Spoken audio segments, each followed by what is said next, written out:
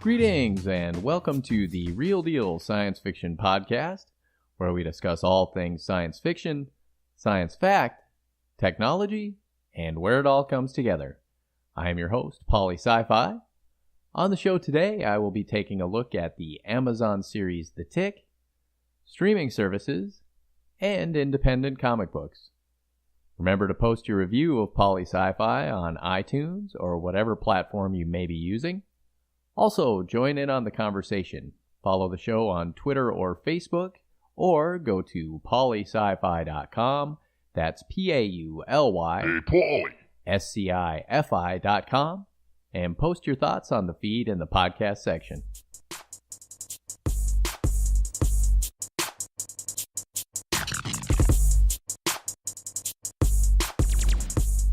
So what's the deal with Amazon's The Tick?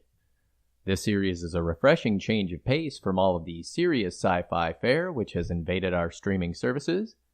The Tick comic book was created in 1985 by Ben Edmund, and it seems time is cyclical in more than just the long count created by the Mayans.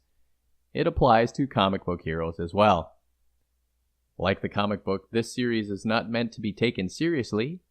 If you're looking for the proper use of physics or realism in your superheroes, then this would not be the show for you. If you want a sometimes dark, gritty, fun, and witty story, then this show will be a high point in your television viewing. Griffin Newman plays Arthur Everest, who is the product of a traumatizing event when he was a child.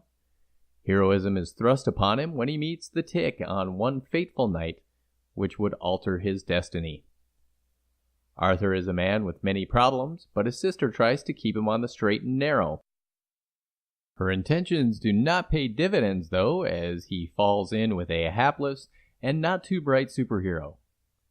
If there's a brain to the unlikely duo, Arthur is it, and the Tick is the brawn. The performance of Peter Serafinowicz, who you may remember from Shaun of the Dead and Guardians of the Galaxy, is the Tick, and is as over-the-top as you would expect from the British actor who, in this role, has proven himself very capable of putting on an American accent. The monologues from the superhero are rambling and sometimes poignant in their silliness. The big blue bug is powerful and nearly invincible. He is a hero, through and through. The episodes are around 25 minutes in length, which really allows this to be a supremely binge-worthy show. There are times when watching hour-long affairs when I just plain old don't want to watch anymore. This series will, if you are worthy, have you playing the episodes one after another till the end of the season. The great news is, The Tick will be renewed for a second season, so expect more goofy humor, one-liners, and talk of destiny from the Tick. Watch out though, he's a hugger.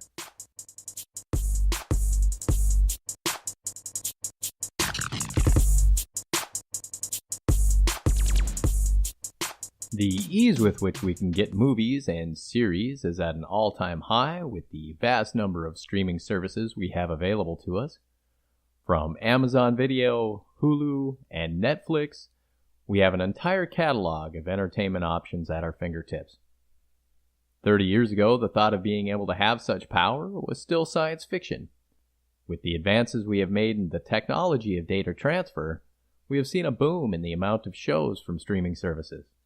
There are series on now which would never have stood a chance in what was once considered the traditional TV market. Sometimes it's not a good thing.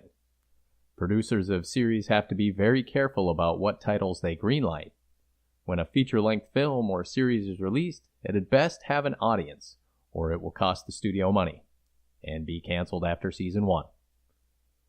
The great thing about the new Wild West of video entertainment is it has opened the floodgates to allow more work for actors, directors, crews, and agents. The population of the world is ever expanding, and it doesn't show signs of slowing. The taste of people vary based on a whole host of variables, but it seems no matter what type of programming you want to watch, you're able to find it. If you want something more true to life or less thoroughly produced, there's always YouTube. I have seen some very well produced shorts and informative videos there, and in the future we can count on more. Our shows are becoming better as far as video quality goes, and this puts a strain on our internet, which we rely on for seemingly everything these days. Technology is moving forward at a speed which could not be foreseen before the advent of the computer, and we are on the cusp of an even more connected world, if that's even possible. The next generation internet is going to need to be able to transfer much more data than it is able to do so today. The researchers who have made it their life's work to create the future assure us we will have those advances when they become necessary, and it won't be long before they are.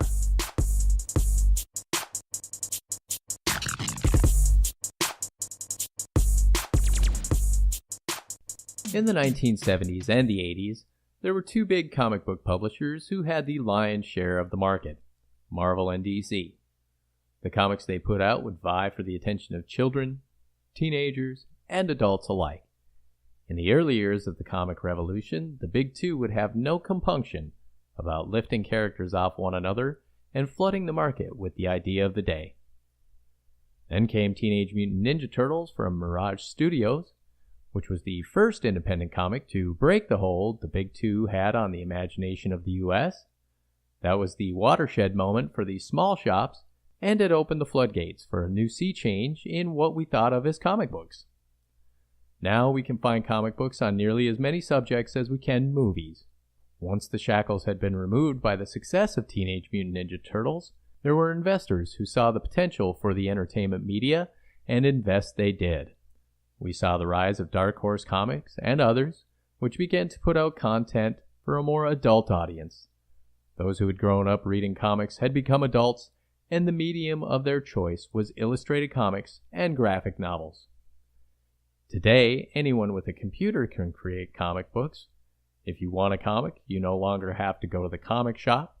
You can purchase it online and enjoy it immediately. Of course, it takes more than just talent for drawing to make a comic book successful. It takes good writing and marketing as well. I go to comic conventions quite often and see the booths of independent comic book creators plying their trade. The revolution has happened, and they're here. But what will the next evolution in comic books bring us? Whatever it may be, we can rest assured there will be those ready to create the content we have come to rely upon.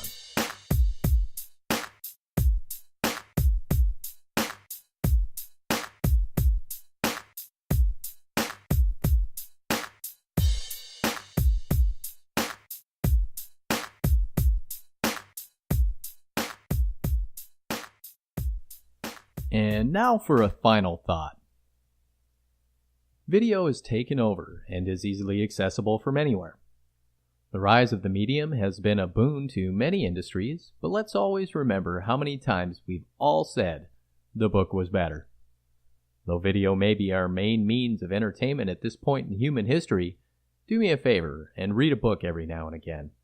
It'll keep your mind sharp and extend your imagination, allowing it to remain more lively for longer.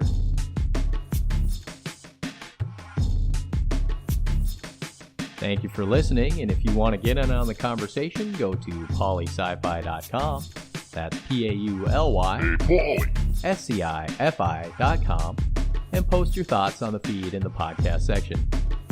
This is Pauly Sci-Fi, bidding you an amazing today and an even brighter tomorrow.